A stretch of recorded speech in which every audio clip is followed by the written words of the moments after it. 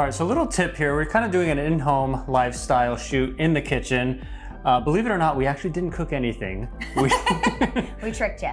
Although maybe it looked like it, but it's these small details that really make the photo come alive, add some movement, make them much more interesting. So what we actually did here on the stove is we just put some water in a pan.